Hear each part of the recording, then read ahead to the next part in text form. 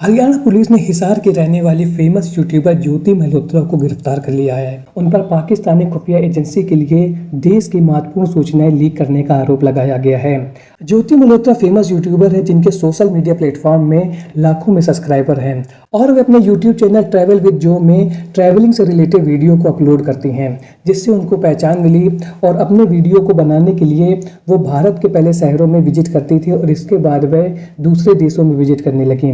भारत के फेमस शहरों में विजिट करती थी और ट्रैवलिंग से रिलेटेड वीडियो बनाती थी। जैसे जैसे उनकी पॉपुलैरिटी बढ़ी वे देश नहीं बल्कि विदेशों में भी जाने लगी और वहाँ के महत्वपूर्ण शहरों, वहाँ के लोगों, वहाँ के खान पान से रिलेटेड वीडियो को अपलोड करने लगी।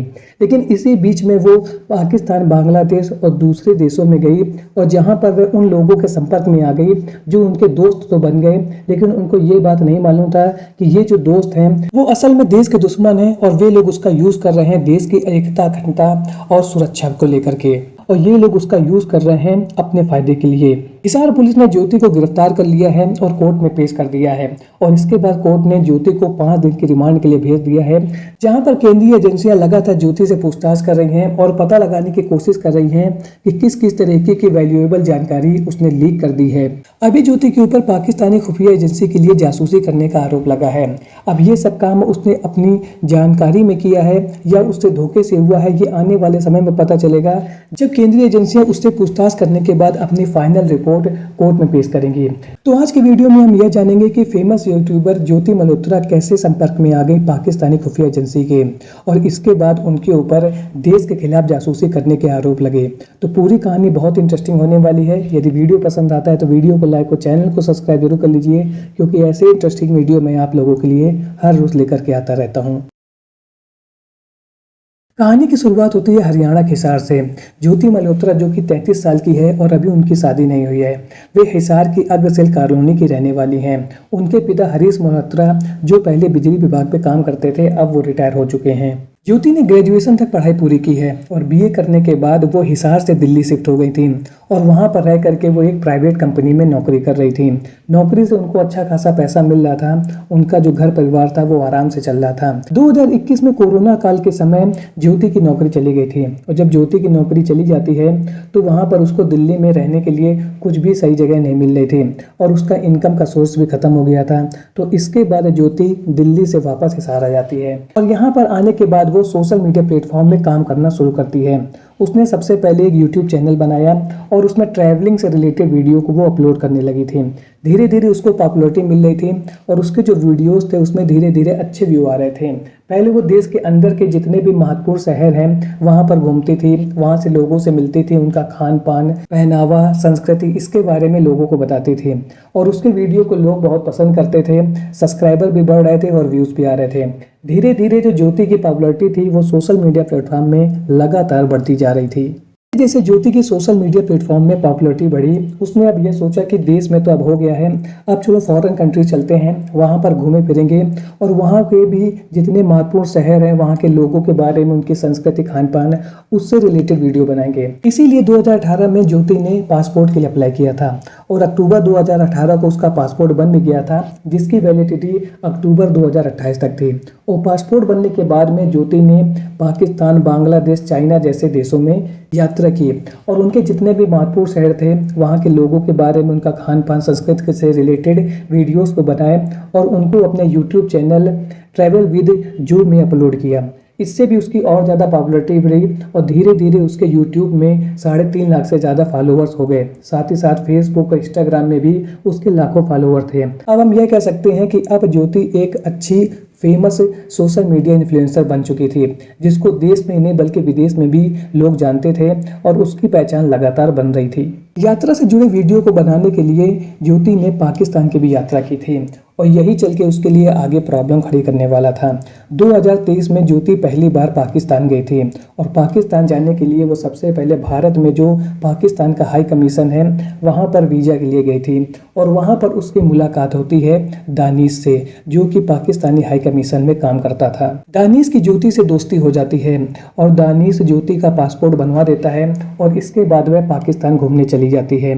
धीरे धीरे इन दोनों के बीच में जो नज़दीकियाँ थी वो बढ़ती है, उनके बीच में टेलीफोन नंबर एक्सचेंज हो जाते हैं, दोनों सोशल मीडिया प्लेटफॉर्म के थ्रू एक दूसरे से बातचीत भी करते थे।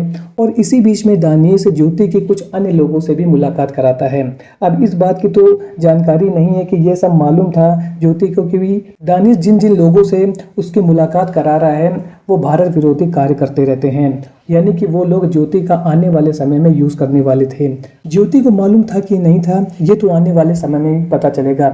लेकिन ये जो सभी लोग थे जिनसे दानिश ज्योति को मिलवा रहा था, ये कोई और नहीं बल्कि पाकिस्तानी खुफिया एजेंसी के वो अधिकारी और कर्मचारी थे जो हमारे देश के विरोध में हमेशा काम करते रहते हैं। और इन लोगों का काम यही होता है कि लोगों को फंसाओ, अपने ट्रैप में लाओ और इसके बाद उनसे भारत देश से जुड़ी खुफिया जानकारी को इकट्ठा करने की कोशिश करो। यानी कि ये जितने भी लोग ज्योति के संपर्क में आ रहे थे, ये लोग खुफिया एजेंसी में काम करने वाले लोग थे जिनका काम ही था हमारे देश के विरोध में षड्यंत्र रचना। ज्योति ने इनमें से एक खुफिया एजेंट का नंबर अपने मोबाइल में जट रंधावा के नाम से सेव करके रखा हुआ था और इन सभी लोगों से जिनकी दानिश मुलाकात करा रहा था ज्योति से, उन सभी के साथ ज्योति के अच्छे खासे रिलेशन बन गए थे।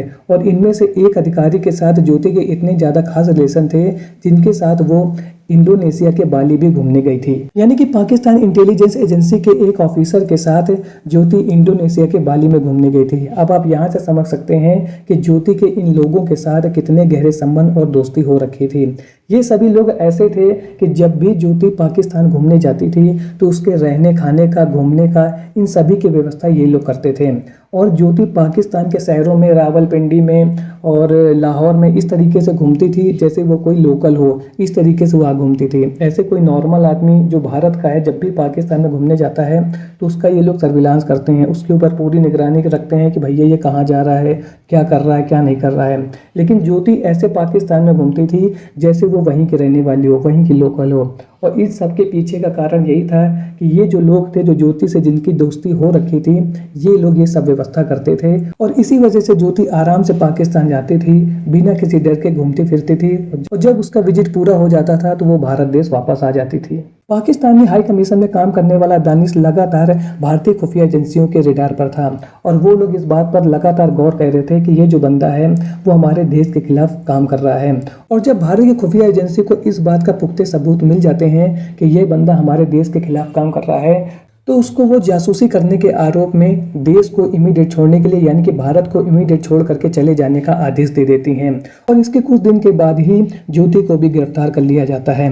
अब आने वाले समय में हमें यह पता चलेगा कि ज्योति ने किस किस तरीके की खुफिया बातें पाकिस्तानी खुफिया एजेंसी तक पहुंचाई हैं, क्योंकि भारतीय खुफिया एजेंसी को इन बातों की जानकारी मिली है कि ज्योति इन लोगों के साथ, यानी कि जिन पाकिस्तानी ऑफिशियल के साथ संपर्क में थी, उन लोगों के साथ इनक्रिप्टेड मैसेजिंग ऐप्स हैं जैसे स्नैपचैट, व्हाट्सएप, टेलीग्राम, इनके थ्रू बातचीत करती रहती थी। और इसी के जरिए उसने वैल्यूएबल इंफॉर्मेशन इन लोगों तक पहुंचाई है। क्योंकि ज्योति पाकिस्तान केवल 3 बार गई है, 2 बार वो सिख जत्थे में शामिल होकर गई और 1 बार वो करतारपुर साहिब कॉरिडोर के थ्रू गई थी। लेकिन उसके पाकिस्तानी हाई कमीशन के साथ इतने गहरे रिश्ते बन गए थे कि वहां पर जो इफ्तार पार्टी हुई थी वहां पर उसको प्रॉपर इनविटेशन कार्ड दे करके बुलाया गया था। और वह एक कॉमन यूट्यूबर ही थी, किसी न्यूज चैनल की एंकर भी नहीं थी जिसको पाकिस्तान के हाई कमीशन में बुलाया जाए। और जब वह वहां पर पहुंची थी, क्योंकि उसने वहां का एक वीडियो सोशल मीडिया पर अपलोड किया था जिसमें वह दानिश के साथ बातचीत करते हुए दिख रही है और दानिश उसको पाकिस्तान के जो भी ऑफिशियल हैं उनसे मुलाकात करा रहा था। और उस तरीके से लग रहा था कि जैसे वो उसको बहुत अच्छे से जानती है और वह एक कॉमन यूट्यूबर है। इससे ये पता चलता है कि दानिश और ज्योति के जो रिलेशन थे वो बहुत ही ज़्यादा स्ट्रांग हो चुके थे। इस मामले में जब ज्योति के पिता हरीश मल्होत्रा से बातचीत की गई तो उन्होंने यही कहा कि पुलिस वाले घर पर आए थे और उन्होंने घर की जाँच की और इसके बाद हमारे पास जो भी इलेक्ट्रॉनिक डिवाइस थी, फ़ोन, मोबाइल, लैपटॉप और हमारे बैंक की पासबुक, वो सब कुछ लेकर के चले गए हैं। जब ज्योति के बारे में उसके पिता हरीश मल्होत्रा से पूछा गया तो उन्होंने यही कहा कि मैंने इस बारे में ज्योति से बातचीत की थी और ज्योति यही कह रही थी कि जब वो पाकिस्तान घूमने के लिए गई थी तो जिन जिन लोगों के वो घर में रुकी थी वहाँ पर उसकी सहेलियाँ बन गई थी। यानी कि ज्योति ने यह कहा है कि जब भी वह पाकिस्तान में घूमने गई है तो वो जहाँ पर रुकती थी वहाँ पर उसकी सहेलियाँ बन गई और उन्हीं से वो बातचीत करती रहती थी। लेकिन भारत की खुफिया एजेंसियों को उसके बारे में कुछ तो जानकारी मिली होगी और इसी के बाद उन्होंने उसको गिरफ्तार किया है और अब उससे पूछताछ लगातार की जा रही है कि उसने किस किस तरीके की खुफिया जानकारी उनको पहुंचाई है। ऐसा सुनने में आ रहा है कि ज्योति को यह टास्क दिया गया था कि कि वो अपने सोशल मीडिया के माध्यम से यानी कि यूट्यूब वीडियो के माध्यम से और दूसरे सोशल मीडिया प्लेटफॉर्म के थ्रू पाकिस्तान का सकारात्मक रूप दिखाए। यानी कि ज्योति को पाकिस्तान की एक अच्छी इमेज अपने सोशल मीडिया प्लेटफॉर्म के थ्रू दिखाने के लिए कहा गया था। अभी तो मामला अंडर इन्वेस्टिगेशन है और लगातार उससे पूछताछ की जा रही है। जैसे जैसे पूछताछ आगे बढ़ेगी और भी कुछ पता चलेगा कि उसने क्या क्या किया है। वैसे अभी ज्योति पुलिस की गिरफ्त में है और उससे लगातार पूछताछ जारी है। तो आज का वीडियो आपको कैसा लगा कमेंट सेक्शन में जरूर बताएं। मिलता हूँ ऐसे एक और नए इंटरेस्टिंग वीडियो में, तब तक के लिए थैंक्स फॉर वॉचिंग।